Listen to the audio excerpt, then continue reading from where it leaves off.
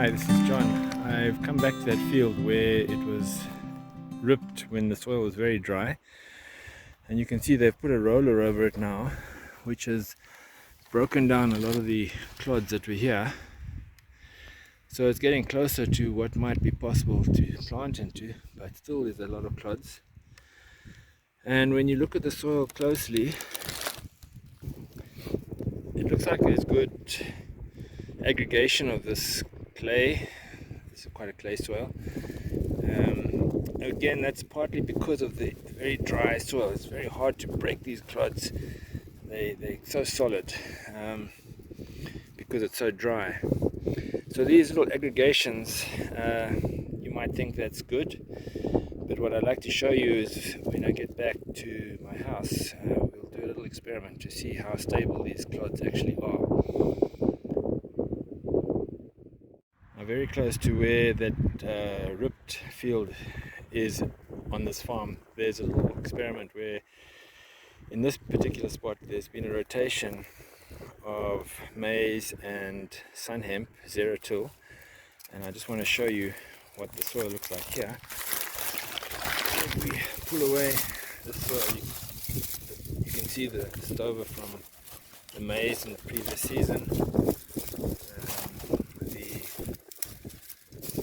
Actually, this is not sun hemp that's here, it's radish of sorts. Okay, so now you can see the soil, not a lot of litter exactly on the surface, it's broken down quite a lot, but I want to just dig up a little bit of this soil to look at the aggregation and then do the same experiment on this as we did over there. The soil is also very dry, of course, this time of year. We'll dig up a bit of this. It's quite hard and dry, as you would expect. But these aggregates that we're pulling out, I'll collect these and I'll have a look at them as well. Here are the two samples that I took from the fields this morning. The one on the right is from the area that was ripped and rolled, and the one on the left is from the zero till maize cover crop rotation. Now, I think the first observation you can make is the one on the right is lighter colored than the one on the left. So the ripped and rolled is lighter and the zero till rotation is darker. That would indicate to me that the zero till has a higher organic matter content in the soil than the ripped and rolled field. The next thing I'd like to illustrate is the hardness of these little clods. So if I take a clod from this ripped, and it's very hard to break, okay, and when it breaks, it doesn't really break into nice aggregates, it just sort of snaps open. So it is hard, whereas if I take this one from the zero till, it opens up very easily and you can see the root matter in there. The aggregates are nice, and it just looks a lot better inside that soil than on this side, which you break up. There's one or two roots, but it's got really no kind of structure in there at all. It's just a collapsed mass of soil. Now I'm going to put some of these small crumbs into this water, and hopefully you will see what will happen when you put it in. So this is the ripped, and you see how quickly it's collapsing. I'll try and take a close-up of that. Okay, let me put this in here.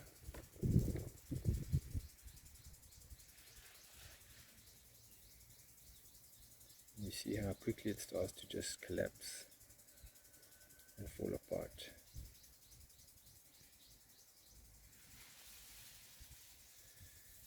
Now you imagine that when the rain comes, what's going to happen to the soil? It's just going to collapse. And as it collapses, the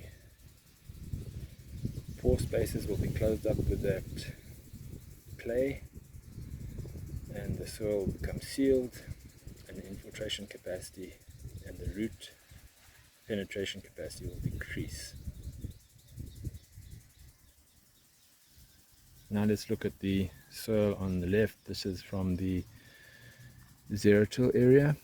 Put that in there and let's see what happens to that. Okay, so if we look closer, that aggregate is stable. That aggregate is not collapsing.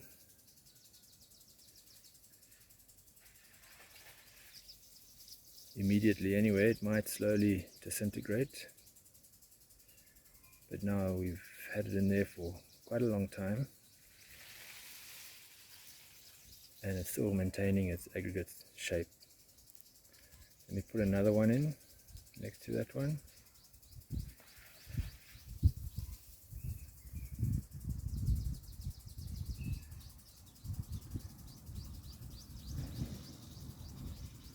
Again, it's remaining very stable.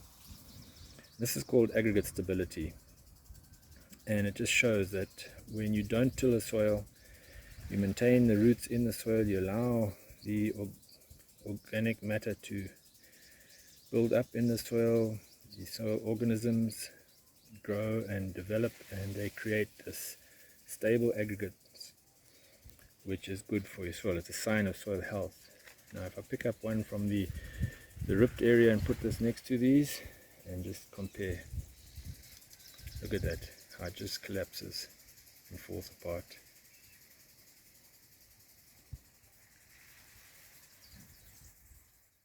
So this little test is a very simple way to evaluate the soil health. If your soil is like on the left there, which retains its aggregate stability in water for a fairly long time, that's an indication of good soil health. On the right, where it just collapses, that's an indication that your soil is in bad shape. It's got no stability, it's got very little aggregates, and the organic matter is very low. And that soil will just collapse in rain, compact, and make it difficult for plants to grow. What is the solution to solving a soil health problem like that we've seen, where it's been heavily tilled and the organic matter has basically declined seriously? Well, the first is to reduce your tillage. The second is to get soil cover with mulch. A third option is to grow cover crops, and here are a number of options of cover crops: grasses, buckwheat, radishes, turnips, legumes,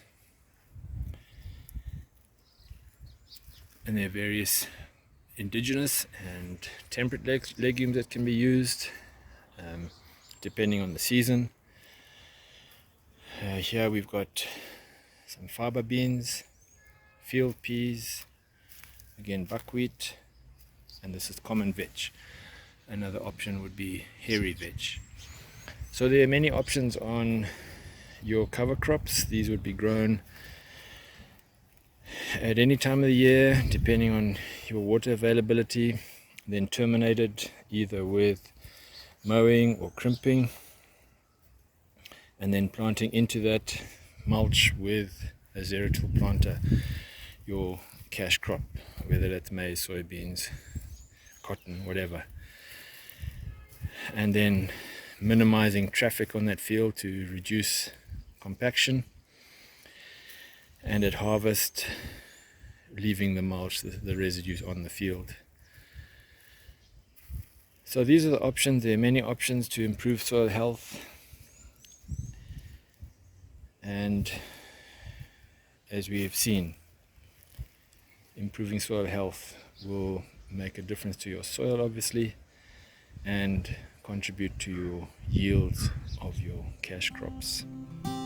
So thank you for watching.